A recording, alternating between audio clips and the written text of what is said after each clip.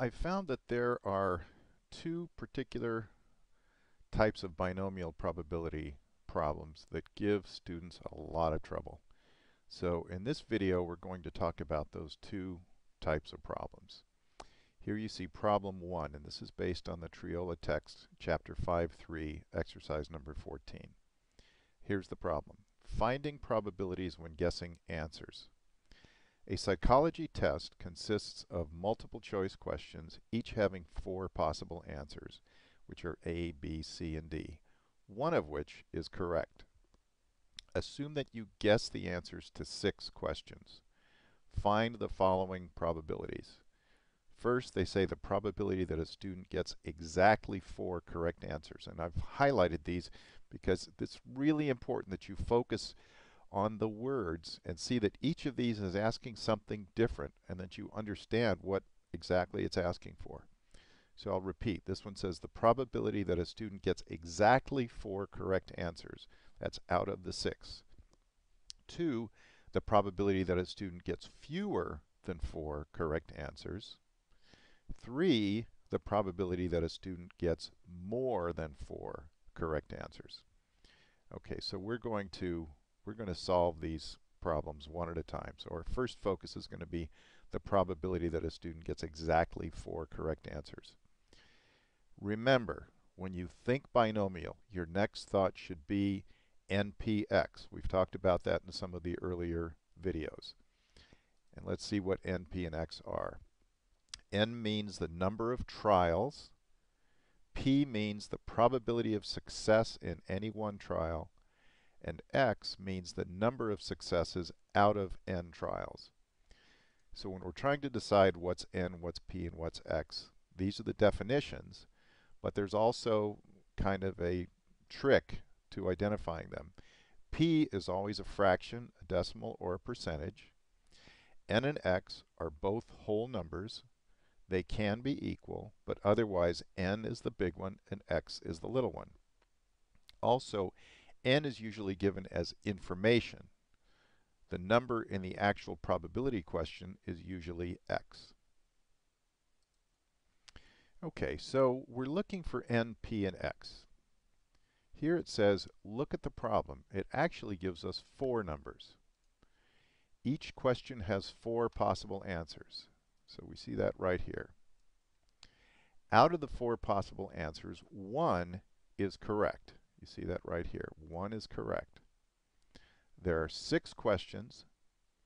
Find the probability that the student gets exactly 4 answers correct. So this number has actually given us this problem has given us 4 numbers. 4, 1, 6, and 4. And we just need to find 3 numbers, N, P, and X. Then the number in the actual question is 4. So you see the question here. The probability that a student gets exactly 4 correct answers. When you see the number in the actual question, that's going to be X. Remember, N is usually bigger than X. The only number that's bigger than 4 in this problem is 6, which is the number of questions. So that's going to be N. So we have N and we have X. But let's see how we would look at this in a more academic way and how your teacher is more likely to describe it.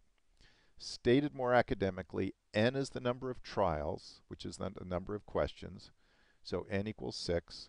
And X is the number of successes out of the 6 trials, which is the number of correct answers, which is 4. So X equals 4. So we know that N equals 6 and X equals 4, but what about P? In most problems, P is given as a fraction, a decimal, or a percentage, but not in this problem. Remember, P is the probability of success in any one trial. In this case, a trial is a question on the exam. The probability of success on any question equals the percentage of correct answers. Remember, there are 4 possible answers, only one of which is correct. So the percentage of correct answers is 1/4, or 0.25.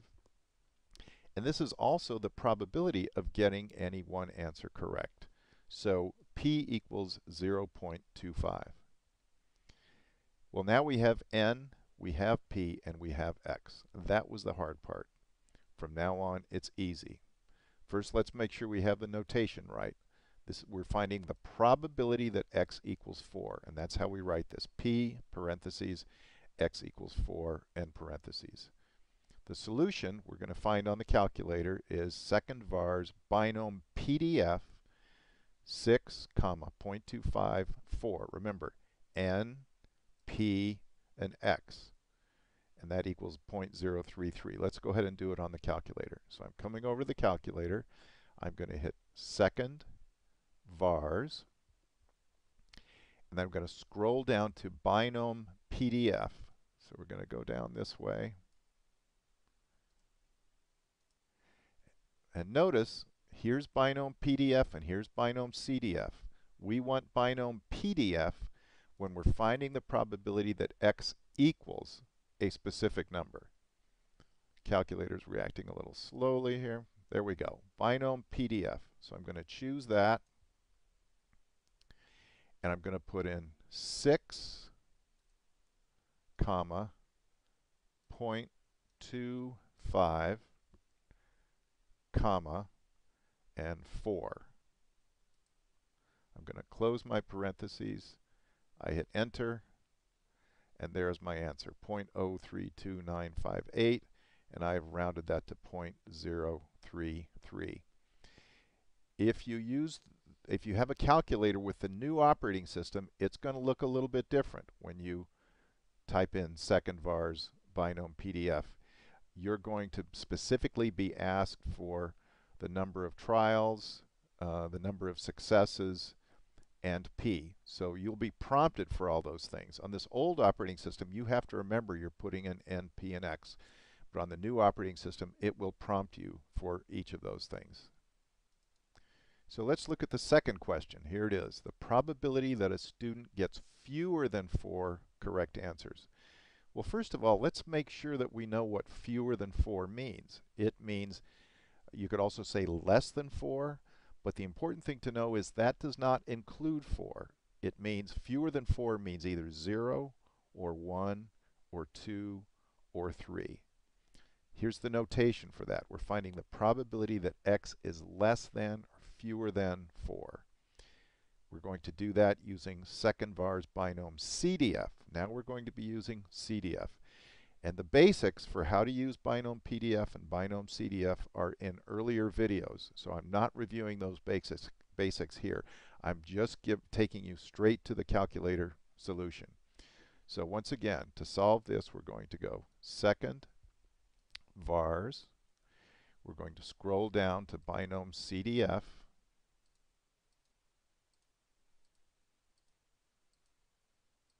And again, here's binom PDF, here's binom CDF. That's the one we want. And we're going to put in 6.25, which you'll notice n and p are exactly the same as in the other problem. The only thing that's changing is x. And that's very typical in these binomial probability questions. They will give you the same setup, and then they'll ask you 3 different questions about the same basic information. So if we're going to do more than 4, we're going to do, you know what, I made a mistake here. We're supposed to do one, I'm sorry, let me go back. Question 2. This is the probability that x is less than 4, forgive me.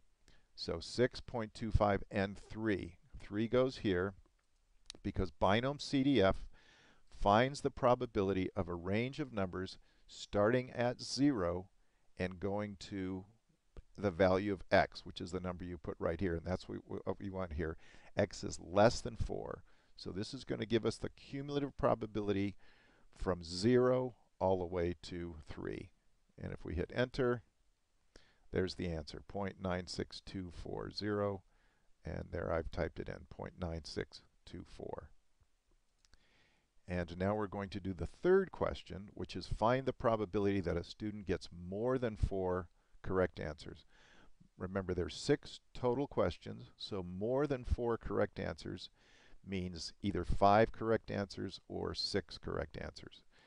Because binom CDF can only calculate a cumulative probability that starts at 0, we cannot directly solve this using binom CDF. We can solve it using the combination of binom CDF and a complement. So what we're going to do all in one step, in order to find the complement, we're going to do 1 minus binom CDF from 0 to 4, and the complement of that would be more than 4. And that's what we will get here. And again, if what I'm saying is confusing to you, and it might well be, go back and look at the earlier videos on binomial probabilities. But now we're going to do this. 1 minus second vars. And again, we're going to scroll down to binom CDF.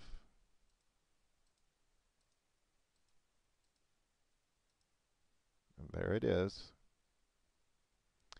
And again, n and p are the same. N is 6, p is 0.25, and x is 4. Oops, I made a mistake. We're going to have to start over again. Second vars binom CDF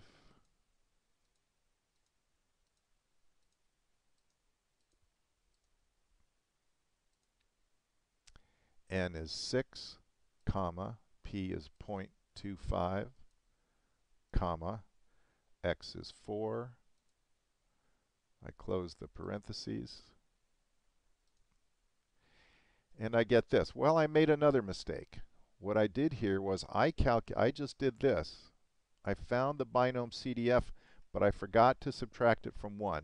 So I'm going to have to do that now. So what I'm going to do now is 1 minus my previous answer. So I can do that. I can hit the second key and this key, and this will take 1 and subtract this number. So I hit enter, and there's my answer, 0.0046, 0.0046. So I made some mistakes there, but it's probably just as well that you saw those mistakes, because you might make the same mistakes, but you see you can always solve it another way. So that's the first tricky problem. Here's the second tricky problem based on the Triola text, chapter 5.3, exercise number 42. This is called overbooking flights. When someone buys a ticket for an airline flight, there's a 0.0995 probability that the person will not show up for the flight. An agent for Air America wants to book 24 persons on an airplane that can seat only 22. If 24 persons are booked, find the probability that not enough seats will be available. Here you see I've highlighted not enough seats. We're going to have to figure out how to convert this concept into numbers. First of all, get your mind into this whole NPX way of thinking. I'm repeating all of this from the first problem. When you think binomial, your next thought should be NPX. And here we go. N is the number of trials. P is the probability of success in any one trial. X means the number of successes out of n trials. And here are kind of the shortcut ways to think about them. I'm not going to repeat them because we went over them fairly thoroughly in the answer to question number 1. Well, this problem gives us 3 numbers. 0.0995, that's the probability that a person who bought a ticket will not show up for the flight. This is going to be very important. This is the probability that they will not show up for a flight. 24 is the number of passengers to be booked, and 22 is the number of seats on the plane. Now I say here, if we just turn off our brain and follow the guidelines, we would say P equals 0.0995, N equals 24, and X equals 22. Just based on the simple mechanics of N and X are going to be whole numbers. N is the big one, X is the little one. So N is 24, X is 22. And probability, or P, is a percentage, a fraction, or a decimal. And here we have the decimal. But that won't work in this case. It'll partly work, but it won't totally work. We really have to think about what's going on in this problem. Let's look at the question. It says, find the probability that not enough seats will be available. If the plane has 22 seats, how many passengers would have to show up for there to be not enough seats? If 23 show up, there won't be enough seats. Also, if 24 show up, there won't be enough seats. So we could rephrase the question to ask, find the probability that 23 or more passengers will show up. Using notation, this looks like this. Find the probability that x is greater than or equal to 23. If you didn't follow that, please go back and replay this part of the video as many times as you need to understand how we got to this way of expressing the probability, starting with just the fact that it said not enough seats will be available. I've seen many students struggle with this. So go back. That's the nice thing about these videos. Replay the video as many times as you need to until you understand how we got to this statement of the probability. So n equals 24, and now x equals 23. Now we have to find p, and almost all students will use 0.0995, and they will be wrong. This number comes right out of the problem. But remember, we really have to think about this problem. If x is the number of successes, that means the number of passengers who do show up. So x is the number of passengers who do show up. P must be the probability that any passenger does show up. In other words, you need to have some consistency between what P represents and what X represents. The problem here is that 0.0995 is the probability that any passenger does not show up. So since X is the number of passengers who do show up, P must be the complement of this number here. We calculate the complement by subtracting from 1. So 1 minus 0.0995 equals 0.9005. So P equals 0.9005, and I should have typed in here, that is the probability that any passenger does show up. And it needs to be that because X is the number of passengers who would show up and who would create the problem of not enough seats. So this is what we're finding. The probability that X is greater than or equal to 23. To refresh your memory, we're going to need to use binomial CDF for this. And because this probability does not start at 0, we can't use binomial CDF directly. We have to subtract from 1. In other words, we have to use the complement. But the way we find the probability that x is greater than or equal to 23 is 1 minus second vars binomial CDF, 24.9005 and 22. So let's do that. Second vars, we're going to scroll down to binomial CDF.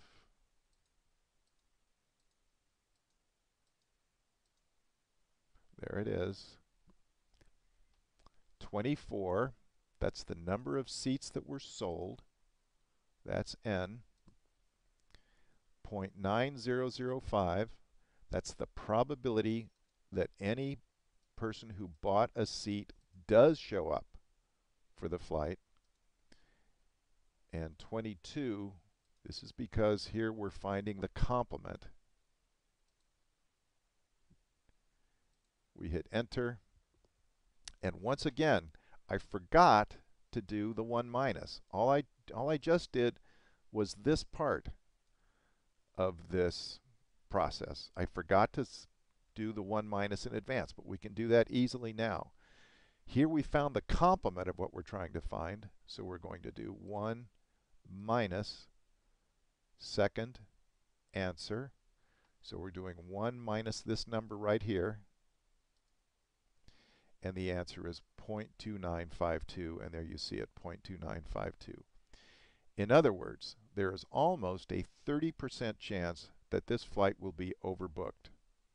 That suggests that overbooking is a real concern.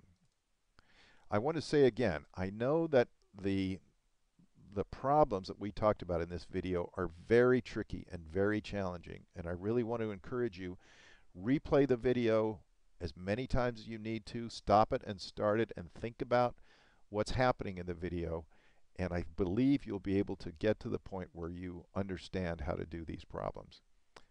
Good luck.